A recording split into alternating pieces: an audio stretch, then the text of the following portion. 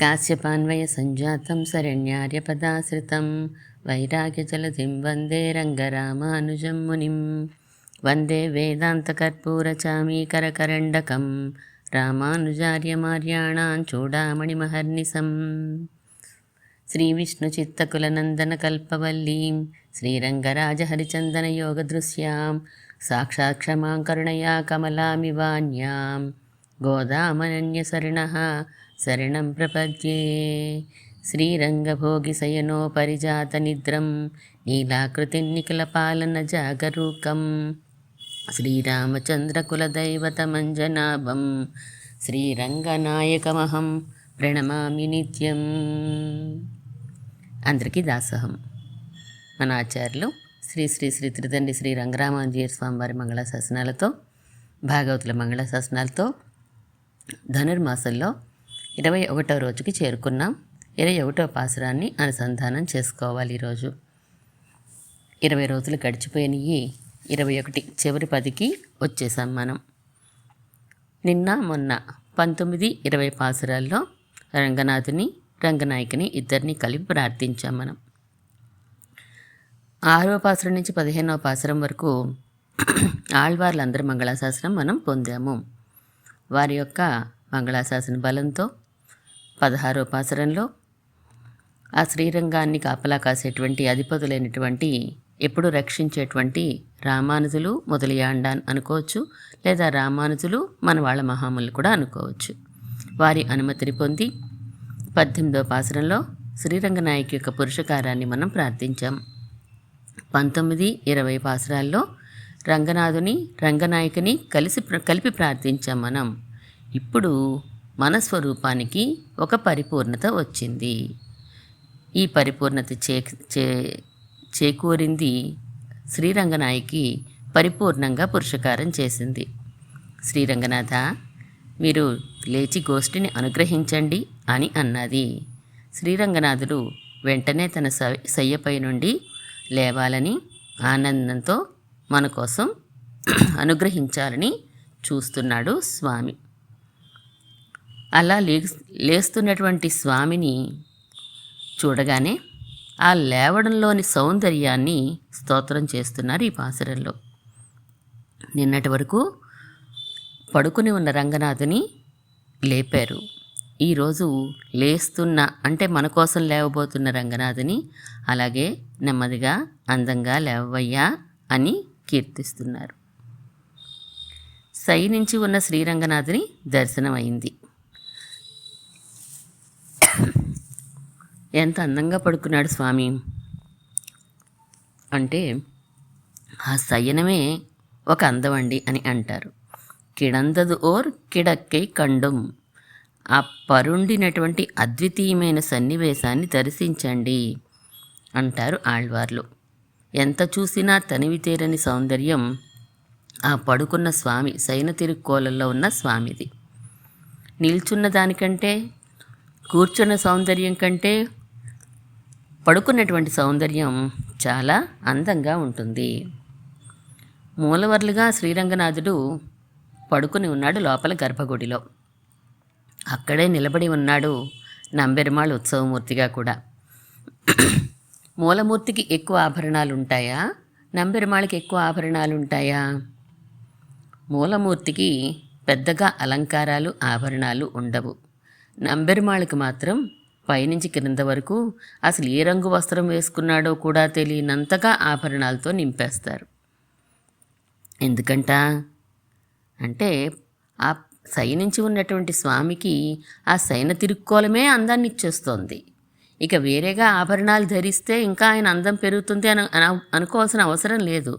అదే చాలా అందంగా కంటికి కనిపిస్తూ ఉంటే ఇక వేరే ఆభరణాలు ఎందుకు ధరిస్తాము? సౌందర్యాన్ని ఇనుమడింపచేస్తాయి కాబట్టి, సౌందర్యాన్ని పెంచుతాయి కాబట్టి.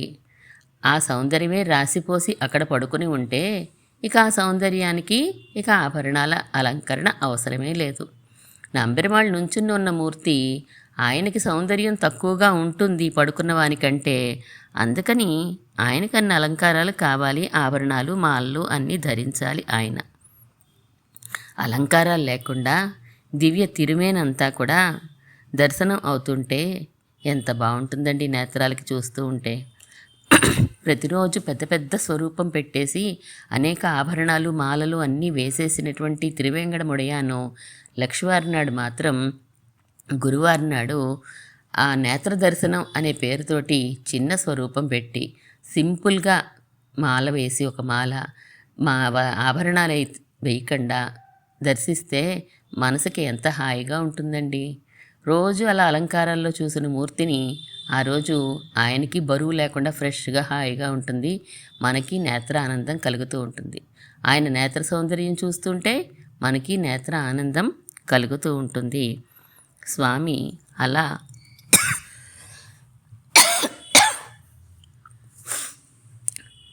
శ్రీరంగంలో రంగనాథునిగా శయనించి ఉన్నాడు.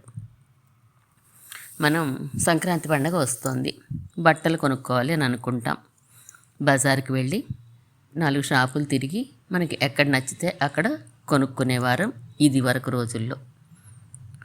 ఇంట్లోకి సరుకులు కావాలి, లిస్ట్ రాసుకుని ఇంట్లో ఉన్న భర్తో భార్యో ఎవరో ఒకళ్ళు వెళ్ళి అవి ఎక్కడ దొరుకుతాయో చూసి ఒక్కొక్కటి ఒక్కొక్క చోట ఉంటే అలా తెచ్చుకొని వస్తాం మనం ఇదివరకటి రోజుల్లో. కూరలు కావాలి, మార్కెట్కి వెళ్ళి ఎక్కడ ఏది ఫ్రెష్గా ఉందో ఏది రేట్ తక్కువగా ఉందో చెక్ చేసుకుని పుచ్చులు లేకుండా ఏరుకుని తెచ్చుకునేవాళ్ళం ఇదివరకు రోజుల్లో. ఫుడ్ అంటే హోటల్స్ ఏం లేవు, ఇంట్లో వండుకోవడం, హాయిగా శుభ్రంగా తీసుకోవడం పెరుమాళ్ గారికి పెట్టి. ఇప్పుడు ఏ అవసరమూ లేదు, బయటికి వెళ్ళాల్సిన అవసరం లేదు. మనం డిజిటల్ యుగంలో ఉన్నాం కదండి. ఇప్పుడు అన్నీ మన దగ్గరికే వచ్చేస్తున్నాయి, అడుగు బయట పెట్టవలసిన అవసరం లేదు. బట్టలు కావాలి, ఆన్లైన్లో వెతుక్కోవడం, ఏ వెబ్సైట్లో బాగున్నాయో చూసుకోవడం, ఆ పేజ్కి ఇన్స్టాగ్రామ్లో అయితే పేజ్కి అందులో ఆర్డర్ పెట్టుకోవడం, అమెజాన్లో ఫ్లిప్కార్ట్లో వచ్చేస్తుంటే మన దగ్గరికి. కూరలు కావాలి అంతే, బిగ్ బాస్కెట్ కొట్టండి. మీరు కర్రీకి కావాలనుకుంటున్నారా ఈ బెండకాయలు, లేకపోతే సాంబార్ చేసుకుంటారా అని అడుగుతుంది, ఆప్షన్ అడుగుతుంది అది. అంటే మనం కూరకైతే ఒక సైజులో కోసిస్తుంది ఒక్కలా బిగ్ బాస్కెట్ వాడు, అదే మన సాంబార్ కంటే ఒక సైజులో కోసిస్తాడనమాట. చెరుగ్గళ్ళు ఉన్నాయంటే మనం చక్కగా నోటితోటో లేకపోతే కత్తిపేటతోటో కష్టపడి కోసుకునేవాళ్ళం. ఇప్పుడు అవి ఏం లేవు, అన్నీ తీసేసి వాడే ముక్కలు కోసి మనకి ఇచ్చేస్తాడు, తినేయడమే అంతే. సరుకులు కావాలండి, మీరేం కష్టపడక్కర్లేదండి. ఏ వెబ్సైట్లో పెట్టినా షారుఖ్ ఖాన్ కనిపిస్తాడు, ఇదిగోండి సరుకులు కొనుక్కోండి అంటూ ఉంటాడు. ఒక బటన్ నొక్కండి చాలు, మీ ఇంటి ముందు ఉంటాయి సరుకులు అంటూ ఉంటాడు. ఫుడ్ అండి, స్విగ్గీ జొమాటో అన్నీ రెడీ, నిమిషాల్లో మీ ముందు ఉంటామండి. మేము చెప్పిన టైం కంటే 1 నిమిషం లేట్ అయినా కూడా మీరు మాకు పే చేయక్కర్లేదండి అనే ఆఫర్లు కూడా ఇస్తూ ఉంటారు వాళ్ళు. ఆటో స్టాండ్కి వెళ్ళి దొరికి పిలుచుకుని వచ్చేవాళ్ళం, తర్వాత ఫోన్లు వచ్చినాయి, ఫోన్ చేసి రమ్మనేవాళ్ళం ఆటోని. ఇప్పుడే ఏం లేవు కదా, బుక్ యువర్ రైడ్ అంటాడు, ఊబర్ అంటాడు, ఓలా అంటాడు. ఇప్పుడు సింగిల్గా కూడా తీసుకెళ్ళిపోతున్నారు. మన ఆటోలు కూడా లేకుండా స్కూటర్ల మీద కూడా బుక్ చేసేసుకోవచ్చు. మనం అడుగు పెట్టక్కర్లేకుండానే అన్నీ మన దగ్గరికే వచ్చేస్తున్నాయి. అంటే మనం అప్డేట్ అవుతూ ఉండాలి, లేకపోతే ఈ ప్రపంచంలో ఉండడం కొంచెం కష్టం అవుతూ ఉంటుంది కదా. పరమాత్మ కూడా అప్డేట్ అవుతూ ఉంటాడు, అందుకనే పరంపదల్లో ఉంటే కుదరదు, వీరికి జ్ఞానం తగ్గిపోతూ ఉంది, నేనే వీరి దగ్గరికి వెళ్ళకపోతే అది కూడా వీరి రూపాల్లోనే నేను జన్మలెత్తాలి, వెళ్ళి అవతారాల్లో కనిపించి వస్తూ ఉంటే నన్ను గుర్తిస్తూ ఉంటారు. ఏదో శాస్త్రంలో ఉన్నాను నేను, చదువుకోండి అంటే ఇప్పుడు అంత ఖాళీలు ఎవరికీ లేవు అని తర్వాత ద్వాపర యుగంలోనూ త్రేతాయుగంలోనే అవతారాలు ధరించి వచ్చాడు స్వామి. శ్రీరంగ క్షేత్రానికి ఇంకా దిగి వచ్చాట స్వామి. మన ఫోన్ అడుగుతూ ఉంటాం చూడండి, new update available, shall I do now or later అని అడుగుతూ ఉంటుంది. అప్డేట్ ఇప్పుడు చేయమంటారా లేకపోతే తర్వాత చేస్తారా అని అడుగుతూ ఉంటుంది అది. శ్రీరంగనాథుడు మరింత అప్డేట్ అయ్యాడు. అవతారాలు అయిపోయాక అర్చామూర్తిగా స్వామి వేయించేసి ఉన్నాడు ఈ భూప్రపంచంలో, ఈ భూలోకంలో. రంగనాథుడు మరింత అప్డేట్ అయిపోయాడు. ఇప్పుడు శ్రీరంగ క్షేత్రంలో ఉన్నాను నేను ఇన్నాళ్ళు, వీళ్ళకి ఏది కావాలంటే అది వీళ్ళ ఇంటి దగ్గరికే వచ్చేస్తున్నాయి. ఇప్పుడు ఈ డిజిటల్ యుగంలో 11వ శతాబ్దిలో అంటే కంచిలో రామానుజుల వారు ఉన్నారు, ఆయన నా దగ్గరికి రావాలి అని నేను ఆయన్ని పిలిపించుకుని ఆయన సేవలు స్వీకరించాలి అని అనుకున్నాను. వచ్చి నాకు కైంకర్యాలు చేయమని చెప్పి ఆయన రప్పించుకుని కైంకర్యాలు స్వీకరించాను. ఇది 11వ శతాబ్దం కాదు, 21వ శతాబ్దంలోకి వచ్చేసాం మనం. ఈ 21వ శతాబ్దంలో నేనే వీరి దగ్గరగా ఇంకా వచ్చేస్తానని అనుకున్నాడేమో. తమిళనాడులో ఉండే శ్రీరంగం వరకు రావాలంటే టికెట్స్, రిజర్వేషన్స్, రూము, సాపాటు ఎన్ని చూసుకోవాలంటే అక్కడికి వచ్చాక రష్, మళ్ళీ దాంట్లో స్పెషల్ దర్శన టికెట్లు, లైన్లో వెయిట్ చేయాలి. ఇన్ని కష్టాలు ఇప్పుడు పడరు వీళ్ళెవరూను, రావడమైనా మానేస్తారు అని చెప్పి అనుకున్నట్ట స్వామి. వద్దులే, వీళ్ళని కష్టాలు పడ్డం కంటే నేనే ఇంకా దగ్గరగా వచ్చేస్తే బాగుంటుంది కదా అని పరంపదల నుంచి పాలకడలకు వచ్చాడు. మన పిలుపు వినిపించదేమోనని ఆ పాలకడల నుంచి అవతారాలకి వచ్చాడు, అంతర్యామిగా వచ్చాడు, అర్చామూర్తిగా వచ్చాడు. ఆ అర్చామూర్తి కూడా ఇప్పుడు శ్రీరంగ క్షేత్రం నుంచి ఇంకా దగ్గరికి వచ్చేయాలని అనుకుంటున్నాడు. కంచిలో రామాజుల వారు సేవలు చేస్తూ ఉంటే చూశాడు రంగనాథుడు. వరదరాజులకి బోళ్ళు కైంకర్యాలు చేస్తున్నారు ఈయన, నేను అటువంటి కైంకర్యాలు చేయించుకోవాలి అని అనుకున్నాడు. అలాగే మన ఆశ్రమంలో కాకినాడ మన జిఆర్ స్వామివారి ఆశ్రమంలో ఆచార్యుల దగ్గర శ్రీనివాసునికి వెంకటేశ్వర స్వామి వచ్చేసారు కదండి, కళ్యాణ శ్రీనివాసుడిగా వచ్చేసారు. ఆయన కళ్యాణ వెంకటేశ్వర స్వామి అని కీర్తిస్తూ ఉంటాం. ఆ శ్రీనివాసుని మన ఆచార్యులు శ్రీ శ్రీ శ్రీ త్రిదండ్రి శ్రీ రంగరామాంజీయర్ స్వామివారు చేస్తున్నటువంటి కైంకర్యాలు చూశాడు రంగనాథుడు. శ్రీరంగంలో ఉన్న స్వామి నాకు కావాలటువంటి కైంకర్యాలు అని అనుకున్నాడు. పితరన్ రోచయామాస అంటారు. రామచంద్రమూర్తి అవతరించాలి అని అనుకున్నప్పుడు, రామచంద్రమూర్తిగా నారాయణుడు అవతరించాలి అని అనుకున్నప్పుడు దశరథుని తండ్రిగా ఎంచుకుని తాను ఆయన కడుపున అవతరించాడు. మన ఆచార్యులను కూడా ఆయన ఎంచుకొని మన కాకినాడ ఆశ్రమానికి వచ్చేశారు రంగనాథుడు. అంటే అప్డేట్ అయ్యి క్షేత్రాన్ని కూడా విడిచిపెట్టి మనందరి కోసంగా మన ఆచార్యులు చేసే కైంకర్యాలు స్వీకరించాలి అనే ఉద్దేశంతో మన వరకు వచ్చేస్తున్నాడు స్వామి. శ్రీరంగనాథుడు వచ్చేసాడంటే వచ్చేసాడు. కాకపోతే స్వామివారు చెప్పినట్లుగా దేవకీదేవి గర్భంలో 9 నెలలు ఉన్నటువంటి కృష్ణ పరమాత్మలాగా ఇప్పుడు శిలారూపంలో ఉన్నాడు స్వామి. రేపు 16వ తారీఖున సెంటరింగ్ ఇప్పేస్తే, శిల్పులు వచ్చి పని మొదలు పెట్టేస్తే 9 నెలల్లో పెరుమాళ్ళు మనకి సేవ సాయిస్తారు. శ్రీరంగంలో రంగనాథుడి కంటే కూడా పెద్దగా, ఇంచుమించుగా అనంత పద్మనాభ స్వామి కొలతలతోటి అంతకంటే పెద్దగా ఉంటారనుకుంటాను, నాకు కొలతలు సరిగా గుర్తులేవు. అటువంటి రూపంతో మనందరినీ మోహింప చేయడానికి, తనని ఆకట్టుకోవడానికి, శ్రీనివాసుడితో పోటీ పడ్డానికి మన దగ్గరికి వచ్చేస్తున్నాడు శ్రీరంగనాథుడు. మన ఆచార్యులకి కలలో దర్శనమిచ్చి నేను ఆశ్రమానికి వస్తాను అని చెప్పే శ్రీనివాసుడు అలాగే వచ్చారు. మన శ్రీరంగనాథుడు అలాగే వచ్చాడు. అయోధ్యలో దశరథుడు అశ్వమేధయాగం చేస్తూ ఉంటే ఈ శ్రీరంగ క్షేత్రానికి అప్పట్లో పరిపాలిస్తున్నటువంటి ధర్మవర్మ అనే రాజుకు కూడా ఇన్విటేషన్ వచ్చింది. ఆ సమయంలో ధర్మవర్మ ఆ అశ్వమేధయాగం చూడడానికి వెళ్ళాడు. ఆరాధనా పెరుమాళ్ళైనటువంటి ఇక్ష్వాకు వంశానికే ఆరాధనా పెరుమాళ్ళైనటువంటి శ్రీరంగనాథుని ఆ అశ్వమేధ యాగంలో దర్శించాడు. ఆ మూర్తిని చూసి అబ్బా ఎంత అందం, ఎంత సౌందర్యం, ఎంత భోగ్యంగా ఉన్నారు పెరుమాళ్ళు, ఏం రూపం ఏం రూపం, నేను అనుభవించాను, ఈ సౌందర్యాన్ని నా ప్రజలు కూడా అనుభవిస్తే బాగుండును అని అనుకున్నాడు ధర్మవర్మ. దశరథుని అడగలేదు, తిరిగి తన రాజ్యానికి వెళ్ళిపోయాడు. అందరి మేలు కోరే మంచి హృదయం ఉంటే, మంచి కోరిక మంచి సంకల్పం అయితే అది తప్పకుండా పరమాత్మ తీరుస్తాడు అన్నట్లుగా శ్రీరంగ క్షేత్రానికి విభీషణుని ద్వారా వచ్చేశాడు స్వామి. ఆ ధర్మవర్మ పరిపాలిస్తున్న చోటికే వచ్చి నేను అక్కడే ఉంటాను, నువ్వు నీ లంకకు వెళ్ళు, నేను నిన్ను చూస్తూ ఉంటానని పంపించేశాడు విభీషణుడిని. ఉభయ కావేరి మధ్య స్థిర నివాసం ఏర్పాటు చేసుకున్నాడు శ్రీరంగనాథుడు. మన ఆచార్యులకి అలాగే శ్రీరంగ క్షేత్రానికి కూడా సంబంధం ఉన్నది. మన ఆచార్యులు తమ గ్రంథంలో చెప్తారు కదా, శ్రీరంగనాథుడు ఆయన్ని దర్శించాలంటే దర్శించే వరకు ఏదో ఒక టెన్షన్, అది ఎందుకో నాకు తెలీదు అని అంటారు మన ఆచార్యులు. నేను ఎన్నోసార్లు ఆ వీధులలో తిరుగుతూ నన్ను నేను పరీక్షించుకున్నాను. దేనికండి పరీక్ష? సన్యాసాశ్రమం స్వీకరించడానికి తగినటువంటి నాకు ఆ మెచ్యూరిటీ వచ్చిందా లేదా అని చెప్పి ఎన్నోసార్లు ఆయన పరీక్ష చేసుకున్నటువంటి వీధులు అవన్నీ అని అంటూ ఉంటారు.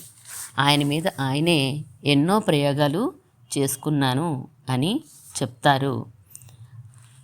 ఆ సందర్భాలన్నీ కూడా గుర్తు చేసుకుంటూ తమ గ్రంథంలో రాస్తారు. ఈ శరీరం మీద ప్రేమ వదిలిపోవాలని, మాన అభిమానం రెండు కూడా సవాసనగా పోవాలని అప్పుడప్పుడు ఇంట్లోంచి పారిపోయి వచ్చి శ్రీరంగనాథుని సన్నిధిలో ఉంటూ శ్రీరంగంలోనే రంగడి సేవ, పొంగలి ప్రసాదం మాత్రమే తీసుకుంటూ ఆ ప్రయోగాలన్నీ కూడా చేసుకున్నటువంటి క్షేత్రం శ్రీరంగ క్షేత్రం.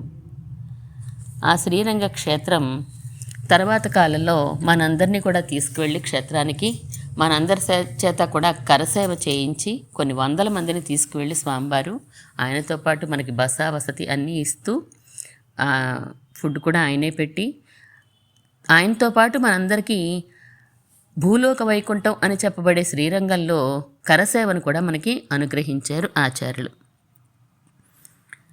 వాటర్ ట్యాంక్ అక్కడ నిర్మించారు. ఆ దేవస్థానం వాళ్ళకి చెప్పేశారు కూడాను.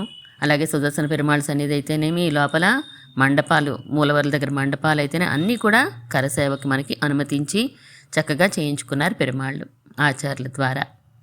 ఇక ఇప్పుడైతే మనం చూడక్కర్లా, చాలా నీట్గా ఉంచుతున్నారు. శ్రీరంగం సన్నిధి అంతా కూడా కాంట్రాక్ట్కి ఇచ్చేసినట్టుగా ఎక్కడికక్కడ చాలా శుభ్రంగా ఉంచుతున్నారు. మనం కరసేవకు వెళ్ళినప్పటికీ ఇప్పటికీ చాలా తేడా మనకి కనిపిస్తూ ఉంటుంది. అలాంటి శ్రీరంగ క్షేత్రంలో స్వామి పడుకుని ఉన్నాడు. ఎలా పడుకున్నాడో ఆళ్వార్లు చెప్తారు మనకి.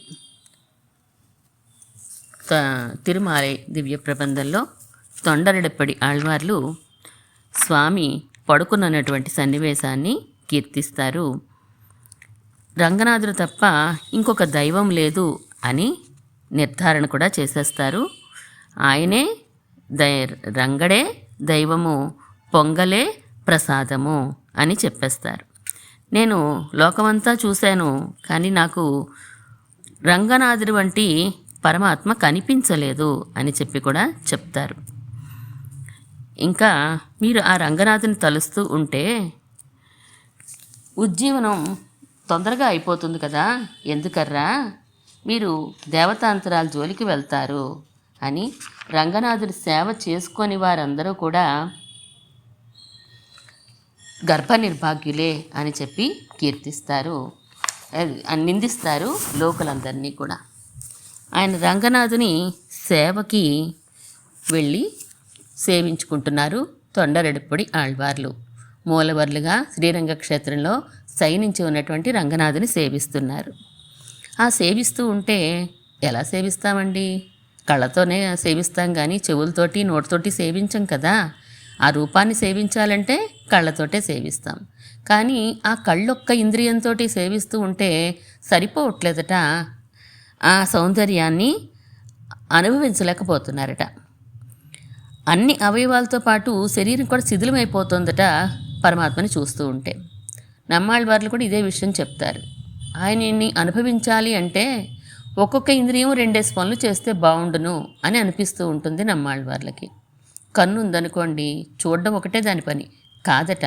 కన్ను చూడడంతో పాటు పరమాత్మని స్పృశించడం అనే పని కూడా చేసేస్తే కానీ దానికి తృప్తిగా లేదట ఆ అవయవానికి. అలా కోరుకుంటారు నమ్మాళ్ళవార్లు. ఇక్కడ ఈయన శరీరం శిథిలమైపోతుంది అని చెప్పి ఆ శయన సన్నివేశాన్ని, ఆ సౌందర్యాన్ని అనుభవిస్తారు తొండరెడప్పడి ఆళ్వార్లు. ఎన్సేగేను ఉలగత్తీరే, ఏం చేయనర్రా లోకులారా, ఏం చేయమంటారో చెప్పండి. ఉడలెనక్కు ఉరుగుమాలో, నా శరీరం ఉందే ఇది శిథిలమైపోతోంది, ఏ పని చేయలేకుండా అయిపోతూ ఉంటే మనం శిథిలమైపోతుంది అంటాం. ఆ రంగనాథుని సేవిస్తూ ఉన్నాను శయన తిరుక్కోలంలో, నాకేం చేయాలో తెలియట్లేదు, శిథిలమైపోతోంది, ఇప్పుడు మీరే నాకు ఏదైనా ఉపాయం చెప్పండి లోకులారా అని మనల్ని పిలుస్తున్నారు. పరమాత్మ ఎలా ఉన్నాడు, ఏ దిశలో పడుకున్నాడు, ఏ దిశలో పాదాలు పెట్టాడు, ఏ దిశలో కిరీటం ఉంది అన్నీ వివరంగా చెప్తున్నారు. కొడదిశై ముడియై వైత్తు. కొడదిశై అంటే 4 దిక్కుల గురించి చెప్తున్నారు. 4 దిక్కులకి సౌందర్యాన్ని పంచుతున్నాడట శ్రీరంగనాథుడు. భూలోకంలో మనలాంటి వాళ్ళమే కదా ఉంటాము, పుణ్యం పాపం చేసుకున్నటువంటి మనందరం కూడా ఉంటాము. అలాగే సుర నర తిర్యక్ స్థావరాల రూపంగా 4 రకాలుగా జీవులు ఉంటారు ఈ భూలోకంలోనూ.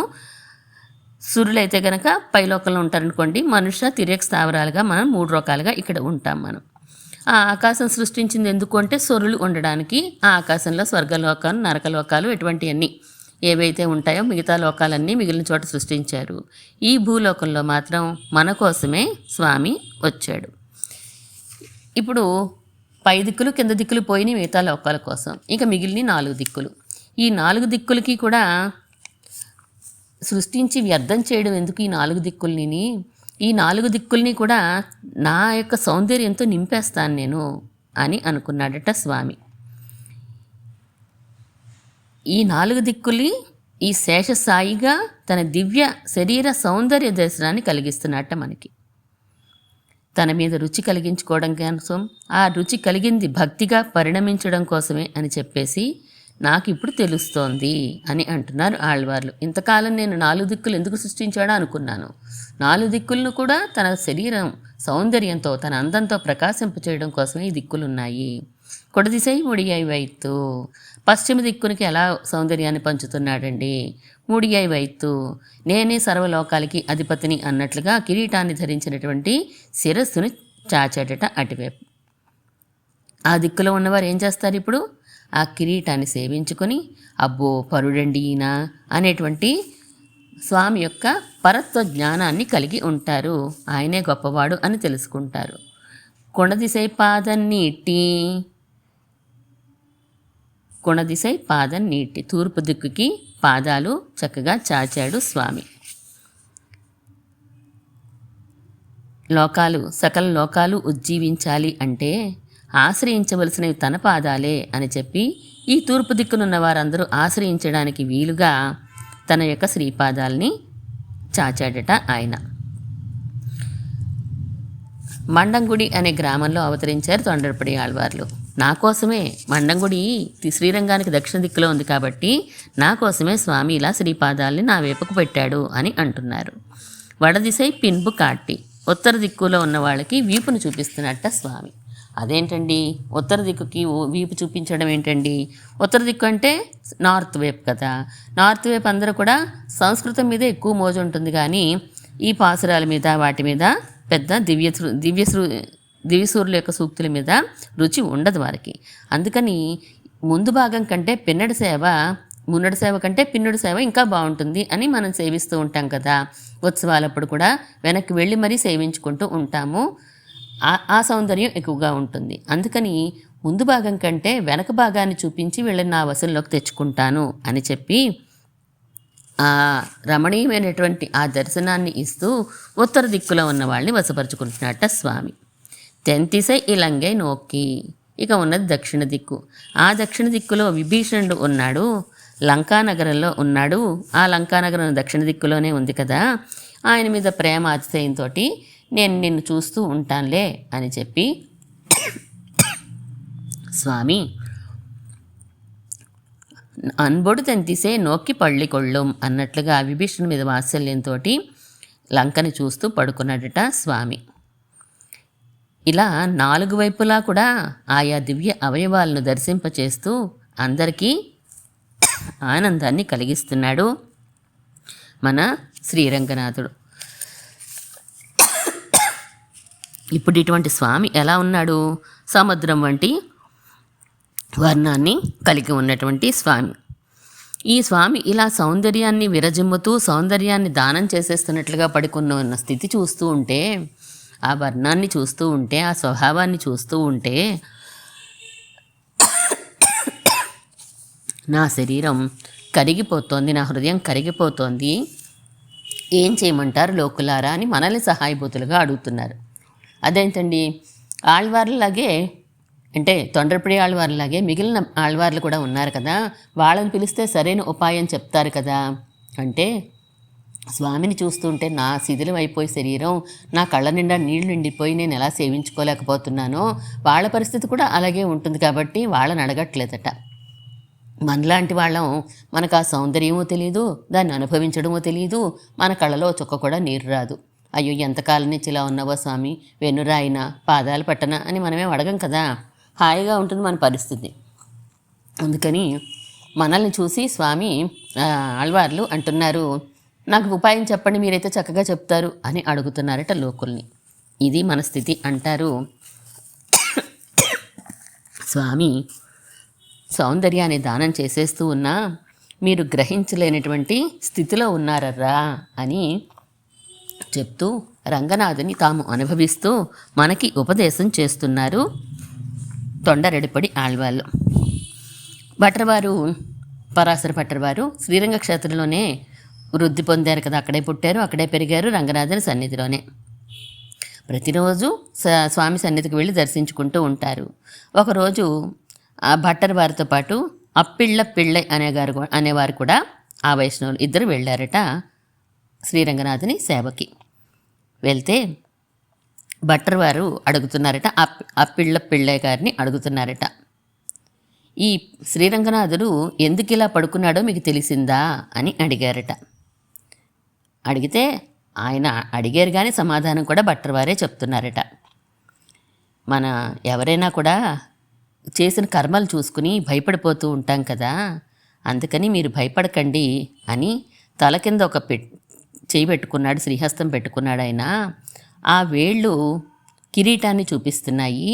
అంటే మీ అందరినీ రక్షించేవాడిని, నేను గొప్పవాడిని అయినప్పటికీ మిమ్మల్ని రక్షించడానికే ఇక్కడ ఉన్నాను అని కిరీటాన్ని ముట్టుకుని మరీ చూపిస్తున్నాడు తన వేళ్లతోటి, భయపడక్కర్లేదు అని చెప్పి.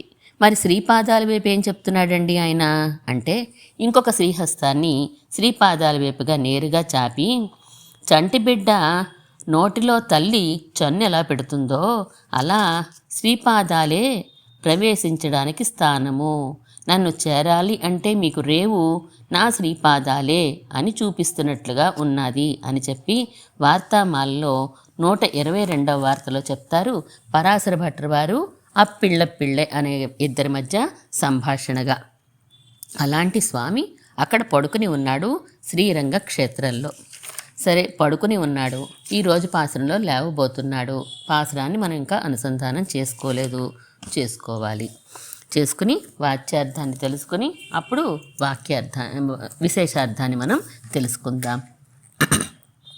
ஏத்தக்கலங்கள் எதிர்பொங்கி மீதளிப்பா மாத்தாதே பால் சொரியம் வள்ளல் பெரும் பசுக்கள் ஆத்தப்படைத்தான் மகனே அறிவுராய் ஊத்தமுடியாய் பெரியாய் உலகனில் தோத்தமாய் நின்ற சுடரே துயிலழாய் மாத்தார் உனக்கு ஒலி தொலைந்து உன் வாசற்கண் ஆத்தாது வந்து உன்னடி பணியுமா போலே పోతియాం వందోం పొగజందు ఏలో రెంబావాయ్. ఓ నందగోపుని పుత్రుడా, పాలు పితకడానికి ఆ గోవుల కింద పెట్టిన కొండలన్నీ కూడా నిండిపోయి కిందకి పొర్లిపోతున్నాయి. గొప్ప ఔదార్యం కలిగిన పశువులు సమృద్ధిగా కలిగి ఉన్నాడు నీ తండ్రి నందగోపాలుడు. అటువంటి గొప్పవాని పుత్రుడా మేలుకో అని అంటున్నారు. వేదముల చేత చెప్పబడిన వాడివి మేలుకోవయ్యా. లోకంలో ఆశ్రితులను రక్షించడానికే అవతరించిన తేజోరూపుడా నిద్రలోంచి లేమ్మా. నీ శత్రువులు నీతో ఎదురుగా వచ్చి పోరాడి నిలవలేక వేరే గతి లేక దీనులై నీ సన్నిధిలో నీ శ్రీపాదాలనే ఆశ్రయించి ఉంటారు కదా, అదేవిధంగా మేము కూడా నీ కళ్యాణ గుణాలని కీర్తిస్తూ నీకు మంగళాశాసనం చేయడానికి వచ్చాము అని ఈరోజు పాసురంలో గోదాగోష్ఠి అందరూ కూడా చెప్తున్నారు పరమాత్మతోటి.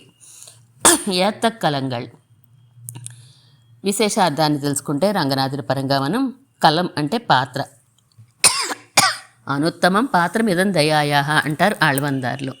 నన్ను మించినటువంటి పాత్ర సరైనటువంటి వాడు అనుగ్రహించడానికి సరైన వాడు నీకు దొరకడయ్యా, నేనే నీ దయకి సరైన వాడిని అని ఆళ్వందార్లు అన్నట్టుగా ఇక్కడ ఏత్తక్కలంగళ్ ఎదిర్పొంగి మీదళిప్ప మాత్తాదే పాల్సొరియం వళ్ళల్ పెరుంపసుక్కళ్. పెరుంపసుక్కళ్ గొప్పవైనటువంటి పశువులు అంటే గోవులు అంటే ఆచార్యులు ఉన్నారట ఈ శ్రీరంగ క్షేత్రంలో. పెరుం పసుక్కల్ చాలా గొప్పవారట వారందరూ కూడా. వళ్ళల్ పెరుం పసుక్కల్ చాలా ఔదార్య గుణం, ఉదారమైనటువంటి స్వభావం కలిగినటువంటి పెద్ద ఆచార్యులు ఉన్నారు. పాల్ సొరియం వళ్ళల్ పెరుం పసుక్కల్ ఎప్పుడూ పరమాత్మ యొక్క కళ్యాణ గుణాలనే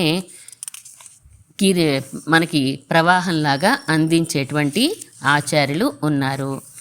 మాతాదే పాల్ సొరియం వళ్ళల్ పెరుం పసుక్కల్ ఆగకుండా క్రమం తప్పకుండా, అంటే ఈ పాల ధార వస్తుందనుకోండి అది మధ్యలో ఆగే అవకాశం ఉంటుంది. అలా లేదట, ఇది అలా కురిపిస్తూనే ఉంటారు. కంటిన్యూస్గా ధారను కురిపించేటువంటి గొప్ప ఔదార్యం కలిగినటువంటి గొప్ప ఆచార్యులు. అంతేకాదు ఈ ఆచార్యులు ఇంకా ఏం చేస్తూ ఉంటారట అంటే తమ శిష్యుల హృదయాలు పొంగి ప్రవహించే విధంగా ఆనందంతో కళ్యాణ గుణాలని ఉపదేశం చేయడం వలన, కళ్యాణ గుణాలని వారికి చెప్పడం వలన వారి శిష్యుల యొక్క హృదయాలన్నీ పొంగి పొర్లిపోయి గురువుని మించిన శిష్యులా అన్నట్లుగా అయిపోయేంత ఉదారంగా పరమాత్మ యొక్క కళ్యాణ గుణాలని వివరించేటువంటి గొప్ప గొప్ప ఆచార్యులందరూ వేంచేసి ఉన్నటువంటి స్థలం మన శ్రీరంగ క్షేత్రము. ఆతప్పడైతాన్ మగనే ఇలాంటి ఆచార్యులందరూ ఇటువంటి సంపద కలిగినటువంటి ఓ మహానుభావ శ్రీరంగనాథ అరివురాయ్ తెలివి తెచ్చుకోవలసింది అని అన్నారు. నిన్న లేవవలసింది తూయిలరాయ్ అన్నారు. ఈరోజు కొంచెం లెగుస్తున్నాడు కదా స్వామి, అందుకని అరివురాయ్ అని అంటున్నారు. ఎంత ఉదారి గుణం అండి వీళ్ళందరికీ, ఆచార్యులకండి. అంటే అసలు ఇవ్వడమే వాళ్ళ స్వభావం తప్ప వీళ్ళకి ఎందుకు ఇవ్వాలి అని చెప్పి వాళ్ళకి ఎప్పుడూ లేదట. రామానుజుల వారినే దీనికి ఉదాహరణగా చెప్పుకుంటాం కదా. ఎంతో కష్టపడి తిరుక్కోటియూరు దాకా వెళ్ళి సంపాదించుకున్నటువంటి మంత్ర అర్థాన్ని ఏమీ కోరకుండా, కీర్తి కానీ ప్రతిష్ట కానీ డబ్బు కానీ ఏది కోరకుండా వాళ్ళ యొక్క లోకుల యొక్క స్థితిని చూసి జాలిపడి ఆచార్య ఆజ్ఞ అయినప్పటికీ కూడా ఉల్లంఘించి తమ ఔదార్య గుణంతో ఉదారంగా అందరికీ తెలియచేసినటువంటి వారు మన భగవద్ రామానుజుల వారు. రామానుజ సంబంధికులందరికీ కూడా ఆ ఆచార్య సంబంధంతో ఆ గుణం వచ్చేస్తుంది కదండి. వాళ్ళందరూ కూడా అంతే. తిరుమంగయాళ్వార్లైనా, కూరత్తాళ్వార్లైనా, ఆళ్వందార్లైనా అందరూ కూడా ఏమంటారు? ఉదారులండి అంటారు. మనవాళ్ళ మహాములు తమ ఉపదేశరత్నమాల గ్రంథంలో కీర్తిస్తారు. పాల్సొరియం వళ్ళల్ పెరుం పసుక్కల్. ఈ ఆచార్యులందరూ ఏం చేస్తున్నారు? పాల వంటి స్వచ్ఛమైనటువంటి పూర్వాచారులు ఏవైతే విషయాలు సాయించారో వాటినే వివరంగా ఆ కాలానికి తగినటువంటి ఉదాహరణలతోటి అందరికీ అర్థమయ్యే రీతిలో చక్కగా చెప్తున్నారట. శాస్త్రానికి విరుద్ధం కాకుండా చెప్తారు ఆచార్యులు ఎప్పుడూ కూడాను. అలాగే వినేవారికి అర్థం అవ్వకుండా ఉంటే ఉపయోగం ఏముందండి? అలా కాకుండా చిన్న చిన్న పదాల్లో అందరికీ అర్థమయ్యే విధంగా చెప్పేటువంటి ఆచార్యులండి అని ఈ మొదటి లైన్లో కీర్తిస్తున్నారు.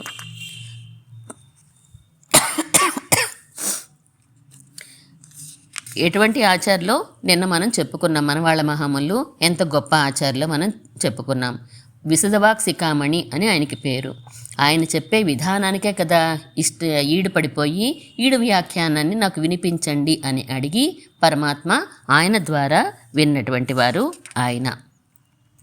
భట్రవారి కాలక్షేపంలో ఎప్పుడు కూడా చక్కగా ఉదాహరణలు అందరికీ అర్థమయ్యే విధంగా చెప్తూ ఉండేవారట.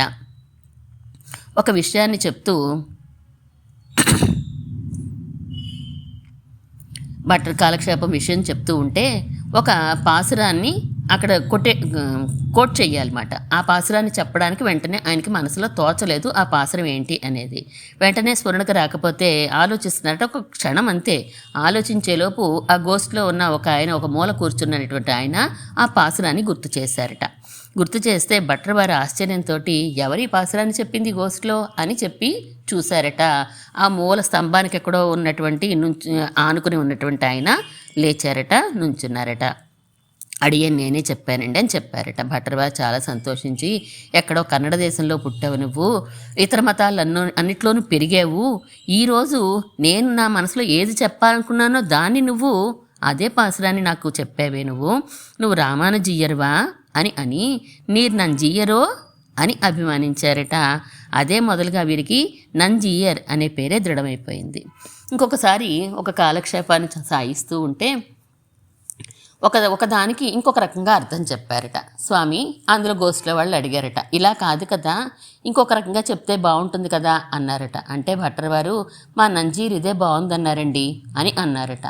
అంటే శిష్యులకి ఎంత ఇంపార్టెన్స్ ఇస్తారో చూడండి ఆచార్యులు. కూరత్తాళ్వాన్ని పరమాత్మ పిలిపించారట. ఒకసారి తన సన్నిధికి పిలిపించుకొని, కూరతాళ్వని మీకు ఏదైనా వరం ఇవ్వాలనుకుంటున్నాను, ఏదైనా అడగండి అన్నారట. అయ్యో స్వామి, ఇంకా ఎన్ని వరాలు ఇస్తావు నాకు?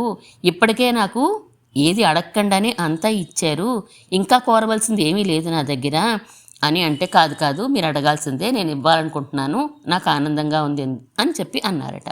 అయితే సరే, నా సంబంధికులందరికీ కూడా మోక్షాన్ని ఇవ్వి, నువ్వు పరంపదం పొందాలి అంటే సరే అని చెప్పి ఆయన అలాగే ఇస్తాను అని మాట ఇచ్చారట.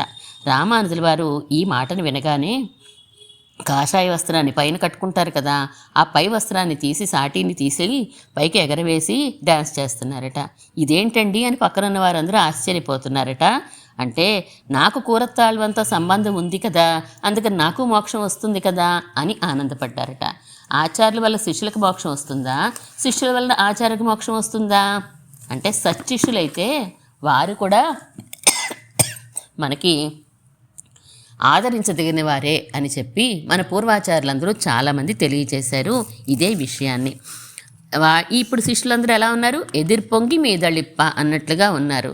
మనందరికీ తెలిసిందే, శ్రీభాషను రాయాలనుకున్నప్పుడు వృత్తి అనే గ్రంథాన్ని, బోధాయన వృత్తి గ్రంథాన్ని తీసుకొస్తూ ఉంటే పాపం రామానుజుల వారు ఇంకా ఏమీ రాయకుండానే ఆ గ్రంథం తిరిగి కాశ్మీర్ దేశానికి తీసుకెళ్ళిపోతారు. ఆ రాత్రంతా నేను చదివానండి, మీరు ఎక్కడ ఏది కావాలంటే అది నేను చెప్పగలనండి అని చెప్పి కూరత్తాళ్వ అని చెప్పేసరికి రామానుజుల వారు అసూయపడలేదు ఆ శిష్యుడిని చూసి. వారి యొక్క మేధాశక్తికి, జ్ఞానానికి చాలా ఆనందిస్తారు. అలా గురువును మించిన శిష్యుల్ని చూసి ఆనందించినటువంటి సంప్రదాయం మనది. అలాంటి స్వామి, అరివురాయ్ తెలివి తెచ్చుకో. సారీ అండి, దగ్గు తగ్గట్లేదు. ఉత్తముడయాయ్ అన్నారు. ఉత్తముడయాయ్ అంటే దారుఢ్యం కలిగినటువంటి వాడు. ఎలాంటి దారుఢ్యం అండి? శాస్త్రంతో చెప్పబడే దారుఢ్యం, దృఢ ప్రమాణనిష్ఠుడా అని అర్థం దానికి. దృఢమైనటువంటి ప్రమాణం ఏది? అనుమానము, ప్రత్యక్షము, అలాగే వేదము. ఈ మూడు తీసుకుంటే మనకి వేదం అన్నిటికంటే పరమ ప్రమాణమైనటువంటిది అని మనకు తెలుసు. అలాంటి ప్రమాణంతో చెప్పబడేవాడివి నువ్వే కదా అని అంటున్నారు. ఆళ్వార్ల పాసురాలే రక్షకం మనకి అని మనవాళ్ళ మహాములు ద్రవిడ ప్రబంధం గురించి చాలా ఎక్కువగా తెలియచేశారు, ప్రచారం చేశారు. దాని గొప్పతనాన్ని బాగా వృద్ధిలోకి తీసుకువచ్చారు మనవాళ్ళ మహాములు. అలాంటి మనవాళ్ళ మహాములకు కూడా ఆ ఉత్తముడయాయ్ అని చెప్పబడేటువంటి వేద ప్రమాణంతో చెప్పబడే స్వామి శిష్యుడిగా కూర్చోవడానికి కూడా సిద్ధపడిపోయినటువంటి గొప్పతనము ఉంది. అదే సమయంలో సౌలభ్యం కూడా ఉంది ఆయనకి. పెరియాయ్, ఉత్తముడియాయ్, పెరియాయ్ పెద్దవాడు. దేంట్లో పెద్దవాడండి? ఎందులోనైనా ఆయనే పెద్దవాడండి. ఇదేం బ్రహ్మ విద్య అంటూ ఉంటారు. బ్రహ్మ అంటే పెద్దది అని కదా. ఇదేం బ్రహ్మ విద్య అని బ్రహ్మ పదాన్ని చాలా రకాలుగా ఉపయోగిస్తూ ఉంటాం మనం. అందరికంటే కూడా పైవాడు. ఈ 14 లోకాలు తీసుకుంటే ఒక బ్రహ్మాండం. ఇలాంటి బ్రహ్మాండాలు అనేకము. అన్నిటికంటే కూడా పైవాడిని నేనే అని చెప్తున్నారు. నమ్మాళ్ళ వారు అడుగుతారు కదా, పెరి తిరువందాదిలో పెరుమాళ్ళని ప్రశ్నిస్తారు. స్వామి నువ్వు పెద్ద, నేను పెద్ద అని అంటారు. లేదా పెరుమాళ్ళు ఏదన్నా అనుకోండి, అంటే నేనే పెద్ద అని అన్నట్టు నమ్మాళ్ళ వారు. ఇదేంటండి, అందరికంటే గొప్పవాడిని, పెద్దవాడిని నేను, విభువుని కదా నేను, నా విశ్వరూపం చూడలేదా మీరు అన్నట్ట. చూశానయ్యా, కానీ నేను వినిన దాన్ని బట్టి నీ గుణాలని, నీ చేష్టలు, నీ రూపం అంతా కూడా నేను విన్నాను. ఎలా విన్నాను? చెవుల ద్వారా విన్నాను. ఆ చెవుల ద్వారా మీరు ప్రవేశించి నా హృదయంలో తిష్ట వేసుకుని దివ్యమంగళ విగ్రహంతో ప్రకాశిస్తూ ఉండిపోయారు. మరి చిన్న దాంట్లో పెద్ద వస్తువు పడుతుందా, పెద్ద దాంట్లో చిన్న వస్తువు పడుతుందా? అంటే మీరే నా లోపల ఉన్నారు అంటే నేనే పెద్దవాడినని కదా అర్థం అని అంటారు నమ్మాళ్ళవార్లు చమత్కారంగా. అలా పెరియాయ్ అన్నట్లుగా శాస్త్రయోనిత్వాత్ అంటారు. పరమాత్మను ఎలా తెలుసుకోవాలి? వేదం ద్వారానే తెలుసుకోవాలి. వేదేస్తు సర్వైహి అహమ వివేద్య అన్నటువంటి స్వామి కూడా సులభుడిగా వచ్చేసాడు నమ్మాళ్ళవార్ల దగ్గరికి. అలాగే మనవాళ్ళ మామూల దగ్గరగా శిష్యుడిగాను సిద్ధపడిపోయాడు మన శ్రీరంగనాథుడు. ఇలా పెరియాయి ఉలగనెల్లు ఇవన్నీ అంటే నచ్చదట ఆయనకి. ఎప్పుడు ఆయన ముఖం వికసిస్తుంది రంగనాథుడికి, నువ్వు చాలా గొప్పవాడివయ్యా, వేదాల్లో చెప్పబడ్డవాడివి, నిన్ను మహర్షులు కీర్తించారు అంటే ఆయనకు ఆనందం కలగదంట. ఎలా అయితే రామచంద్రమూర్తికి దశరథుడి పుత్రుడిని అంటే ఆనందం కలిగిందో ఈయనకు కూడా అలాగే రంగనాథుడికి కూడా పరమపదం వదిలేసి మా అందరి కోసం మా కంటికి కనిపించే విధంగా వచ్చి ఇక్కడ వేంచేసి ఉన్నావు కదా, అవతారాలు ధరించి ఆయన కాంతి పెరుగుతూ పోతూ వచ్చిందట. అంతేకాదు ఇప్పుడు ఎలా ఉన్నాడు స్వామి, భూమికి అలంకారమైనటువంటి శ్రీరంగానికే వచ్చి పడుకున్నాడు స్వామి. కంటికి కనిపించిన వాడు ఆ లోకాలన్నీ వదిలేసి ఇక్కడికి వచ్చాడు. పెరుమాళ్ళు పరంపదల్లో ఉన్నారనుకోండి, నో పేషెంట్స్ అంట, అక్కడ ఎవరు లేరు.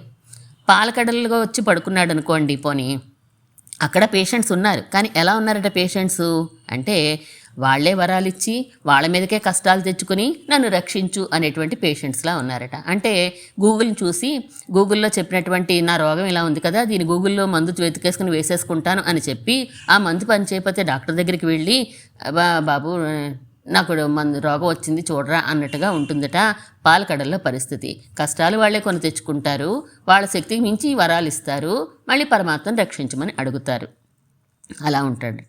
భూలోకంలో మనం ఎలా ఉంటామంట అంటే, మనకి రోగం ఉందని తెలీదు, దానికి మందు వేసుకోవాలని తెలియదట. ఇలాంటి పేషెంట్స్ ఇక్కడ ఉంటూ ఉంటారట.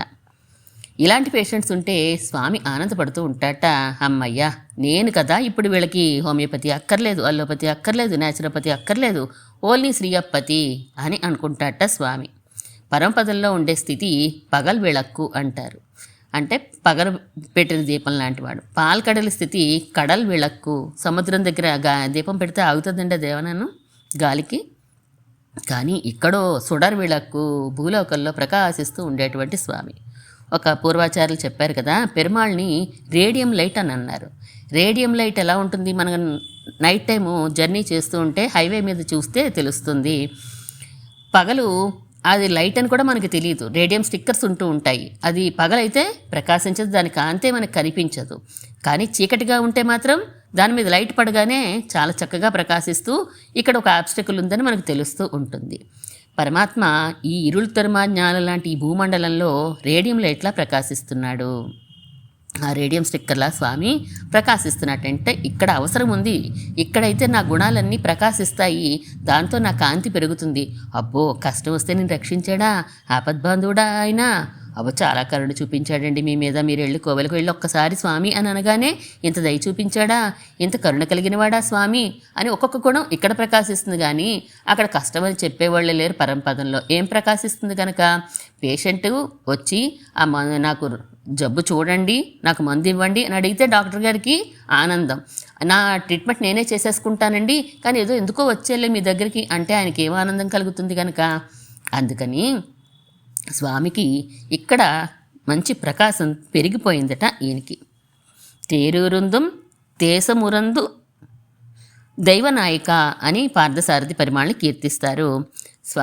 తేరు ఊరుందుం, ఆ రథం మీద ముందున్నావే నువ్వు, తేసమూరుందుం, ఆ రథం మీద నువ్వు ముందు కూర్చుంటే నీకు ప్రకాశం మరింత పెరుగుతోంది. తేరంటే రథం, తేసం అంటే ప్రకాశం. ఈ రథం మీద కూర్చుని రథసారథిగా ఉంటే స్వామి యొక్క ప్రకాశం మరింత పెరిగిందట.